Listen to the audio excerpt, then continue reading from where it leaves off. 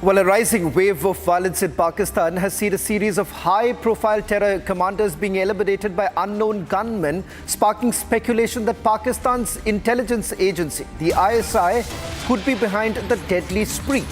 Once considered allies, these terror figures who failed to escalate terrorism in India despite direct instructions from the ISI are now being wiped out by their own former benefactors. The systematic removal of the old guard from various terror groups points to a shift in Pakistan's approach, with these terrorists no longer seen as useful and potentially becoming targets of internal power struggle. In fact, it appears that the ISI is carrying out what has now been seen a secret cleanup process. Let me also go across to my colleague Gursimran getting us the latest details. Gursimran, it's Pakistan's dark secret which is now out in the open. It appears that the multiple killings that have taken place, the ISI is largely trying to eliminate those who are no longer useful to them.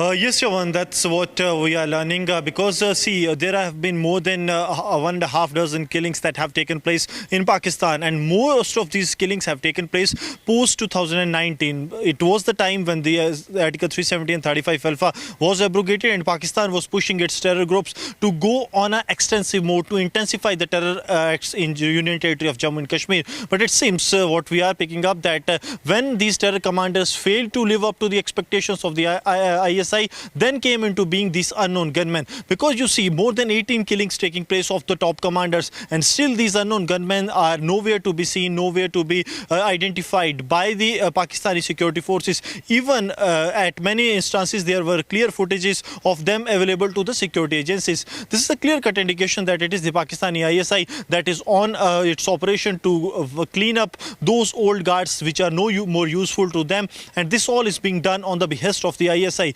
Because had it been someone else, Pakistani ISI would be the first to identify them and to blame others. But when it comes to these kind of incidents, ISI and the Pakistani intelligence agencies, those who look into the hinterland operations, they are completely silent on the issue. Reason being that they are backing them because they also fear that these old guards are now becoming a burden on them, and they could also be detrimental to them, because when the ISI will no more cater them with the excessive funding which they have been doing for last 3 to 4 decades of terrorism in Jammu and Kashmir, these old guards may split out the reality of the Pakistan's direct involvement in the terrorism of Jammu and Kashmir. These old guards can be liability to them, and liability to such an extent that they can expose the entire modus operandi of the Pakistan and its intelligence agency ISI, and that seems to be the reason behind these spree of killings of the top commanders. More than 1.5 dozen terror commanders being wiped out, and there is no clue about those unknown gunmen,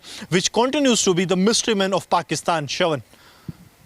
Well, Gursimran, stay on with us as we dissect what exactly is happening in Pakistan, with more information now coming in. Now, there is a response to the mounting pressure from India and the strikes that have taken place. Pakistan's terror groups have basically shifted their entire strategy for infiltrating Jammu and Kashmir, downsizing large launchpads into smaller, more covert operations. In fact, Jaish-e-Mohammed has established a new training camp in Kadyala village, which is located on the line of control in Pakistan-occupied Jammu and Kashmir, opposite the Nowshera sector of Rajouri. Now, these mini camps, no larger than 50 by 50 meters, are hidden in the woods and are equipped with temporary tents.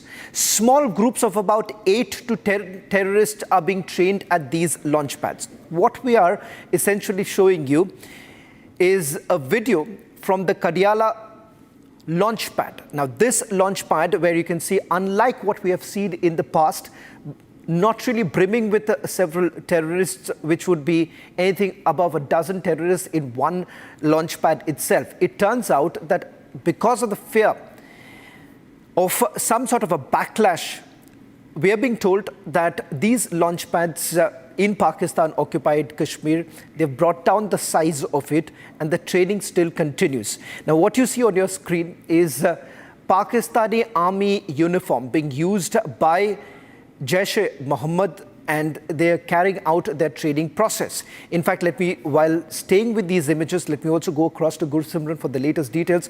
Gursimran, we're playing out the video of the training that has taken place. We'll stay full frame with the visuals right now and tell our viewers what's really happening. And this video that has now been accessed, which is not long ago, we are being told this is just about a few weeks ago, and particularly the ISI on the one hand cleaning up the entire old guard and trying to carry out fresh recruits, fresh training that is being imparted in these very launch pads.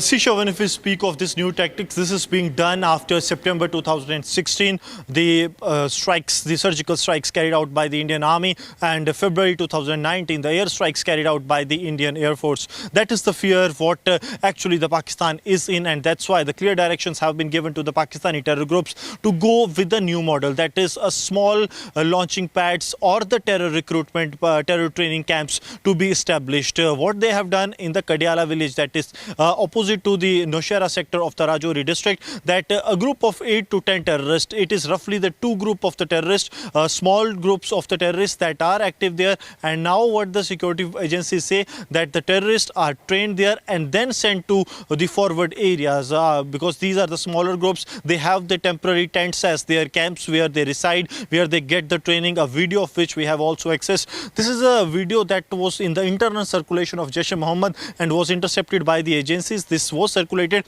in the month of March to 2025 only. This month only it was circulated in the internal groups of Jaish-e-Mohammed with some songs that is for motivating their cadre. They have done it. But now what the agencies have got to know from this video, while analyzing that they have built up small camps. These camps are not very far off in the deep inside the dense forest, but in small forest, 1.5 kilometers from the main road, so that no one actually can say that Pakistan can operate their terror launch pads in these areas which have the population, the general population nearby. But the Pakistan is doing so because in Pakistan-occupied Jammu and Kashmir, they have been using the areas as colonies, and they can suppress the voices that are raising out of there, and the Jaish can easily operate their terror launch pads from there, these small mini terror launch pads, Shravan.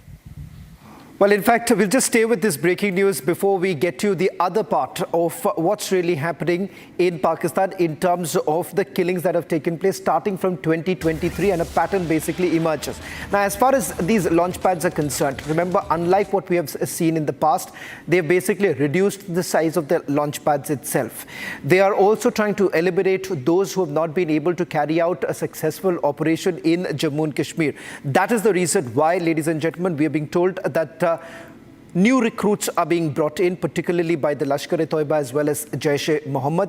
Their training basically continues in various of the launch pads. One of the launch pad whose video now has been accessed by Republic TV comes in from Kadyala in Pakistan-occupied Kashmir, where the training is being imparted. But the difference here being is that the number of terrorists in each of these camps are much lesser than what we had seen. It is roughly between 8 to 10 is what we are picking up. If we can just fire the breaking news now coming in with regards to this launch pad, the video of the launch pad that has been accessed by Republic TV clearly goes on to indicate that there is a change in the tactic, and the tactic being that they are essentially looking at a smaller launch pad. The number of launch pads, particularly in Nowshera area, just opposite Nowshera area, is where they are concentrating right now. That is the reason why the number of infiltration that is also taking place in these areas, or an attempt for infiltration, has also increased, which was, of course, thwarted by the Indian security agencies. A quick response, Gursimran, with regards to what has changed right now in terms of these launch pads. Are they all concentrating near the Jammu region? Is that the focus right now? See, Shawan, the details that we're getting up are mostly of this very area. That is that opposite to the Jammu line of control and the international border. The Pakistan has re-strategized with these kind of mini launch pads that they have brought in, because what seems to be that primarily the focus of the Pakistan has also shifted to the Jammu region.